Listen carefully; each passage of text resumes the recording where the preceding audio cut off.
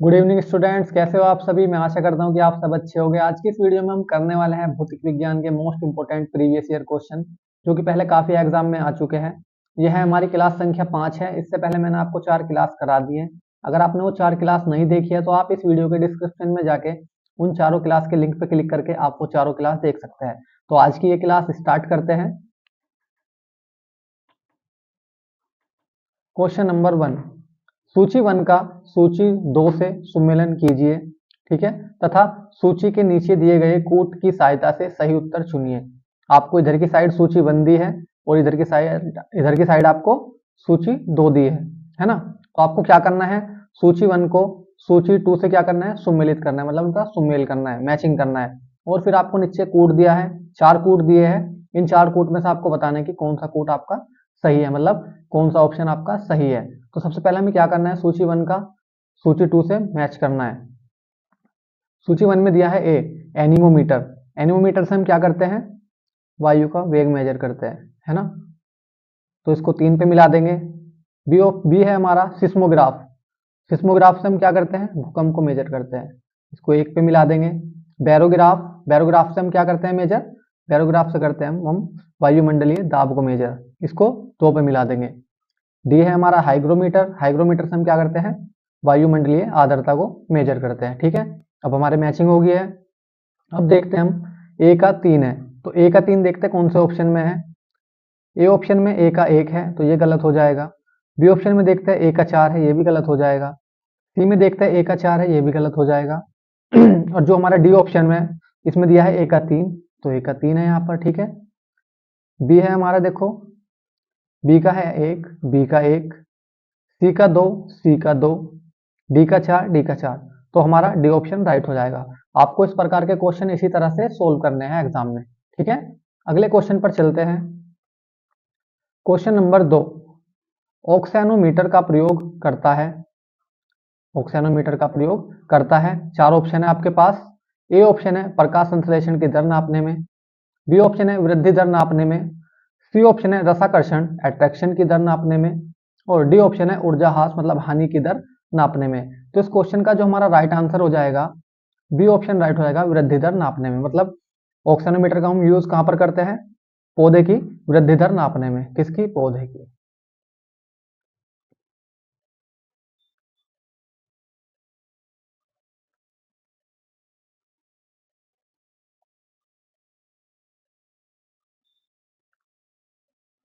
ठीक है जी, अगले क्वेश्चन पर चलते हैं।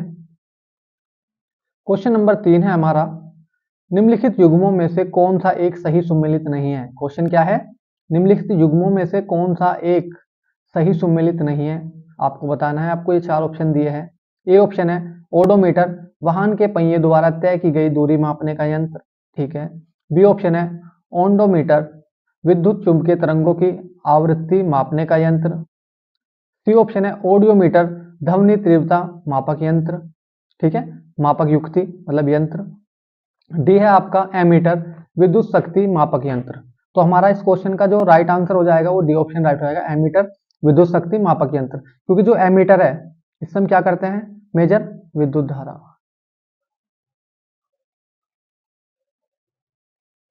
विद्युत धारा को मेजर करते हैं हम किससे, एमीटर से। इस कारण हमारा डी ऑप्शन राइट हो जाएगा, ठीक है, क्योंकि यही सही सुमेलित नहीं है।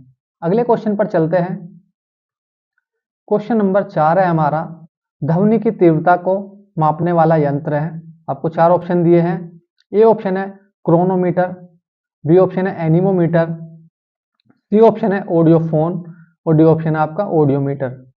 तो इस क्वेश्चन का जो हमारा राइट आंसर हो जाएगा, डी ऑप्शन राइट हो जाएगा, ऑडियोमीटर। जो ध्वनि की तीव्रता होती है उसको हम किससे मेजर करते हैं, तो ऑडियोमीटर से उसको हम मेजर करते हैं। अगले क्वेश्चन पर चलते हैं। क्वेश्चन नंबर 5, पारे का साधारणतः तापमापी यंत्रों में मतलब साधारण तापमापी यंत्रों में उपयोग किया जाता है क्योंकि इसकी विशेषता है। आपको 4 ऑप्शन दिए हैं। ए ऑप्शन है उच्च घनत्व, बी ऑप्शन है उच्च द्रवता, सी ऑप्शन है उच्च संचालन शक्ति, और डी ऑप्शन है आपका उच्च विशिष्ट ऊष्मा। तो इस क्वेश्चन का जो हमारा राइट आंसर हो जाएगा, सी ऑप्शन राइट हो जाएगा, उच्च संचालन शक्ति, ठीक है। अगले क्वेश्चन पर चलते हैं। क्वेश्चन नंबर 6, क्वेश्चन नंबर 6 है हमारा, सूची 1 व सूची 2 को सुमेलित करे और नीचे दिए गए कूट से सही उत्तर दे। ठीक है, आपको यहाँ पर सूची 1 दी है, आपको दूसरी सूची यहाँ पर दी है। आपको क्या करना है, इनको सुमेलित करना है, मतलब इनका मैचिंग करना है। फिर आपको नीचे एक कूट दिया है जिसमें आपको 4 ऑप्शन दिए हैं। इन 4 ऑप्शन में से आपको बता लें कि कौन सा सही है। ठीक है, तो सबसे पहले आपको क्या करना है, सूची 1 को सूची 2 से मैच करना है। सूची 1 में ए दिया है लैक्टोमीटर। लैक्टोमीटर से हम क्या करते हैं, मेजर, दूध की शुद्धता को मेजर करते हैं। ठीक है, तो ए का हमारा 4 हो जाएगा। बी है हमारा एमीटर। एमीटर से हम क्या करते हैं, विद्युत धारा को मेजर करते हैं, इसको 1 पे मिला देंगे। आपका सी है हाइग्रोमीटर। हाइग्रोमीटर से हम क्या करते हैं, सापेक्ष आर्द्रता को मेजर करते हैं, इसको 2 पर मिला देंगे। अब बचा क्या आपका D, volt meter. Volt meter से हम क्या करते हैं, विद्युत विभव को मेजर करते हैं, इसको 3 पे मिला देंगे। अब क्या करना है, हमें ऑप्शन देखना है। ए का 4 है तो ए का 4 देखते हैं कौन कौन से ऑप्शन में है। ए में देखते हैं ए का 4 है, ये हो सकता है। बी में देखते हैं ए का 1 है, तो ये गलत हो जाएगा। सी में देखते हैं ए का 1 है, तो ये भी गलत हो जाएगा। डी में देखते हैं ए का 4 है, तो ये भी हो सकता है। अब क्या करना है, हमें बी देखना है, एमीटर। बी का 1 है। अब देखते हैं बी का 1 कौन कौन से में है। यहाँ पर है बी का 1 ए में, और डी में क्या है, बी का 3 है, तो यहाँ पे हमारा डी गलत हो जाएगा। बचा कौन सा हमारा, ए बचा, तो यही हमारा आंसर होगा। आपको एग्जाम में इसी प्रकार से क्वेश्चन को सोल्व करना है। ठीक है, अगले क्वेश्चन पर चलते हैं। क्वेश्चन नंबर 7, दूध के घनत्व को किसके द्वारा मापा जाता है। क्वेश्चन क्या है, दूध के घनत्व को किसके द्वारा मापा जाता है। आपको 4 ऑप्शन दिए हैं। ए ऑप्शन है लैक्टोमीटर, बी ऑप्शन है हाइड्रोमीटर, सी ऑप्शन है बैरोमीटर, और डी ऑप्शन है आपका हाइग्रोमीटर। तो इस क्वेश्चन का जो हमारा राइट आंसर हो जाएगा, ए ऑप्शन राइट हो जाएगा, लैक्टोमीटर। लैक्टोमीटर से हम क्या करते हैं, दूध के घनत्व को मेजर करते हैं। जो आपका बी ऑप्शन है हाइड्रोमीटर, इससे हम क्या मेजर करते हैं, द्रव का घनत्व। क्या मेजर करते हैं, द्रव का घनत्व, मतलब लिक्विड डेंसिटी को हम हाइड्रोमीटर से मेजर करते हैं। जो आपका ये सी ऑप्शन है बैरोमीटर, बैरोमीटर से हम क्या मेजर करते हैं, वायुमंडलीय दाब।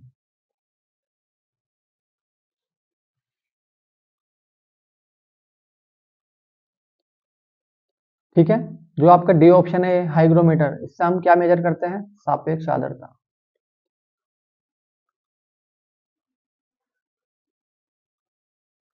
ठीक है, अगले क्वेश्चन पर चलते हैं, 1 मिनट। अगले क्वेश्चन पर चलते हैं, क्वेश्चन नंबर 8, फेदोमीटर का उपयोग किसे नापने में किया जाता है। क्वेश्चन क्या है हमारा 8वां, फेदोमीटर का उपयोग किसे नापने में किया जाता है। आपको 4 ऑप्शन दिए हैं। ए ऑप्शन है भूकंप, बी ऑप्शन है वर्षा, सी ऑप्शन है समुद्र की गहराई, और डी ऑप्शन है आपका ध्वनि तीव्रता। तो इस क्वेश्चन का जो हमारा राइट आंसर हो जाएगा, सी ऑप्शन राइट हो जाएगा। समुद्र की गहराई को हम मेजर करने के लिए किसका यूज करते हैं, तो फेदोमीटर का यूज करते हैं। ठीक है, अगले क्वेश्चन पर चलते हैं।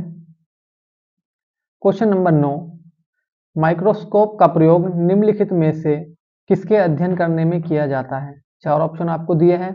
ए ऑप्शन है दूर की वस्तुएं, बी ऑप्शन है पास की वस्तुएं, सी ऑप्शन है छोटी वस्तुएं, और डी ऑप्शन है आपका सूक्ष्म एवं पास की वस्तुएं। तो इस क्वेश्चन का जो हमारा राइट आंसर हो जाएगा, डी ऑप्शन राइट हो जाएगा, सूक्ष्म एवं पास की वस्तुएं। ठीक है, अगले क्वेश्चन पर चलते हैं।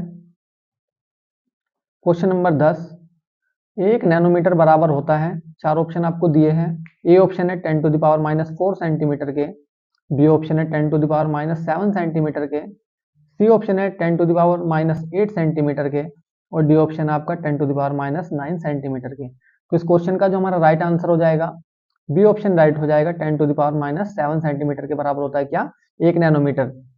अगर हम बात करें कि 1 नैनोमीटर में कितने मिलीमीटर होते हैं, तो कितने होते हैं, 10 टू द पावर -6 मिलीमीटर। ठीक है, बात करें मीटर की कि 1 नैनोमीटर में कितने मीटर होते हैं, तो 10 टू द पावर -9 मीटर। ठीक है, ये भी आपको ध्यान में रखना है, ये भी आपको ऑप्शन मिल सकते हैं वहां पर एग्जाम में। अगले क्वेश्चन पर चलते हैं। क्वेश्चन नंबर 11, सही सुमेलित कीजिए। आपको यहाँ पर क्या दिया है, ये मैचिंग करना है, और आपको नीचे कोड दिया है, इसमें बताना है कि आपका कौन सा ऑप्शन सही है। पहला है फेदोमीटर। फेदोमीटर से हम क्या करते हैं, समुद्र की गहराई को मेजर करते हैं, तो इसको डी पे मिला देंगे। ठीक है जी। दूसरा है हमारा बैरोमीटर। बैरोमीटर से हम क्या मेजर करते हैं? बैरोमीटर से हम मेजर करते हैं वायुमंडलीय दाब। इसको ए पे मिला देंगे। सी है हमारा हाइग्रोमीटर। हाइग्रोमीटर से हम क्या मेजर करते हैं? वायुमंडलीय आर्द्रता। इसको बी पे मेजर वो कर देंगे मैच। चौथा है हमारा अल्टीमीटर। अल्टीमीटर से हम क्या मेजर करते हैं? ऊंचाई, मतलब हाइट मेजर करते हैं, तो इसको सी पे मिला देंगे। अब देखते हैं पहले का डी है, तो देखते हैं पहले का डी कौन कौन से में है। ए में क्या है? पहले का बी है, तो ये तो गलत हो जाएगा। बी में क्या है? पहले का डी है। और सी में क्या है? पहले का डी है। और डी में क्या है? पहले का सी है, तो ये भी गलत हो जाएगा हमारा डी ऑप्शन। बचे कौन कौन से ऑप्शन हमारे? बी और सी। ठीक है, अगले पे चलते हैं। दो का ए। दो का ए देखते हैं कौन से में है हमारा। दो का ए बी में है और सी में क्या है? दो का बी है, तो सी हमारा यहाँ पर भी गलत हो जाएगा। ठीक है, तो बचा कौन सा ऑप्शन हमारा? बी ऑप्शन बचा। ये क्या हो जाएगा हमारा? राइट आंसर हो जाएगा। ठीक है, अगले क्वेश्चन पर चलते हैं। क्वेश्चन नंबर 12, निम्नलिखित में से किसके मापन में फोनोमीटर का उपयोग किया जाता है? क्वेश्चन क्या है? निम्नलिखित में से किसके मापन में फोनोमीटर का उपयोग किया जाता है? आपको चार ऑप्शन दिए हैं। ए ऑप्शन है ध्वनि का स्तर, बी ऑप्शन है अत्यधिक उच्च ताप, सी ऑप्शन है विद्युत चुम्बकीय तरंग की आवृत्ति, और डी ऑप्शन है वायुमंडलीय आर्द्रता। तो इस क्वेश्चन का जो हमारा राइट आंसर हो जाएगा, ए ऑप्शन राइट हो जाएगा, ध्वनि का स्तर। ठीक है, इसको क्या बोल सकते हैं हम? तीव्रता भी बोल सकते हैं।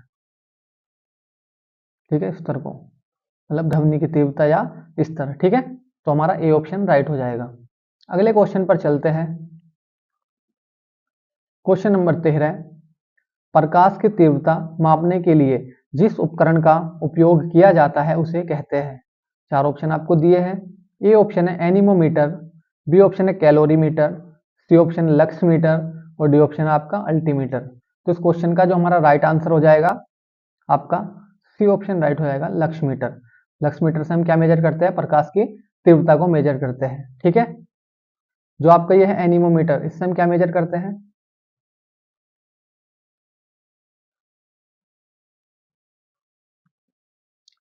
वायु का वेग। ठीक है, जो आपका कैलोरीमीटर है, इससे हम क्या मेजर करते हैं? उष्मा का मापन, है ना। जो आपका डी ऑप्शन है अल्टीमीटर, इससे हम क्या मेजर करते हैं? ऊंचाई। ठीक है, क्या मेजर करते हैं? ऊंचाई को मेजर करते हैं। अगले क्वेश्चन पर चलते हैं।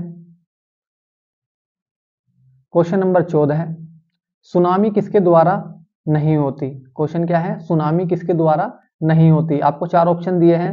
ए ऑप्शन है प्रभंजन मतलब ब्लास्ट, बी ऑप्शन है भूकंप, सी ऑप्शन है समुद्रीय भूसंकलन मतलब लैंडस्लाइड, और डी ऑप्शन है आपका ज्वालामुखी उद्गार। तो इस क्वेश्चन का जो हमारा राइट आंसर हो जाएगा, ए ऑप्शन राइट हो जाएगा, भंजन मतलब ब्लास्ट। ब्लास्ट से क्या होता है? सुनामी नहीं आती। ठीक है, अगले क्वेश्चन पर चलते हैं। क्वेश्चन नंबर 15 है, किसी पिंड का भार, आपको चार ऑप्शन दिए हैं। ए ऑप्शन है पृथ्वी तल पर सब जगह समान होता है, बी ऑप्शन है ध्रुवों पर अधिक होता है, सी ऑप्शन है विषुवत रेखा पर अधिक होता है, और डी ऑप्शन है मैदानों की अपेक्षा पहाड़ों पर अधिक होता है। तो इस क्वेश्चन का जो हमारा राइट आंसर हो जाएगा, बी ऑप्शन राइट हो जाएगा, ध्रुवों पर अधिक होता है। ध्रुवों पर अधिक क्यों होता है? क्योंकि वहां पर जी का मान अधिक होता है। ठीक है, गुरुत्वीय त्वरण का मान क्या होता है? अधिक होता है। अगले क्वेश्चन पर चलते हैं। क्वेश्चन नंबर 16 है, एक भारहीन रबड़ के गुब्बारे में 200 ग्राम जल भरा जाता है, जल में इसका भार होगा। क्वेश्चन क्या है? एक भारहीन रबड़ के गुब्बारे में 200 ग्राम जल भरा जाता है, जल में इसका भार होगा। ए ऑप्शन है 100 न्यूटन, बी ऑप्शन है 200 न्यूटन, सी ऑप्शन है 400 न्यूटन, और डी ऑप्शन है शून्य। तो इस क्वेश्चन का जो हमारा राइट आंसर हो जाएगा, डी ऑप्शन राइट हो जाएगा, शून्य। शून्य क्यों होगा? क्योंकि जो गुब्बारे के अंदर जल भरा गया है, उसका जो वो होगा भार, वह गुब्बारे की भार के बराबर होता है। ठीक है, अगले क्वेश्चन पर चलते हैं। क्वेश्चन नंबर 17 है, भारहीनता होती है, आपको चार ऑप्शन दिए हैं। ए ऑप्शन है गुरुत्वाकर्षण की शून्य स्थिति, बी ऑप्शन है जब गुरुत्वाकर्षण घटता है, सी ऑप्शन है निर्वात की स्थिति में, और डी ऑप्शन है उपरोक्त में से कोई नहीं। तो इस क्वेश्चन का जो हमारा राइट आंसर हो जाएगा, ए ऑप्शन राइट हो जाएगा, गुरुत्वाकर्षण की शून्य स्थिति में क्या होती है? भारीनता महसूस होती है। ठीक है, अगले क्वेश्चन पर चलते हैं। क्वेश्चन नंबर 18, एक व्यक्ति जिसका पृथ्वी पर भार 62 किलोग्राम है, उसका भार चंद्रमा पर लगभग 10 किलोग्राम होगा, अंतरिक्ष में उसका भार क्या होगा? क्वेश्चन क्या है, ध्यान से पढ़ना है आपको।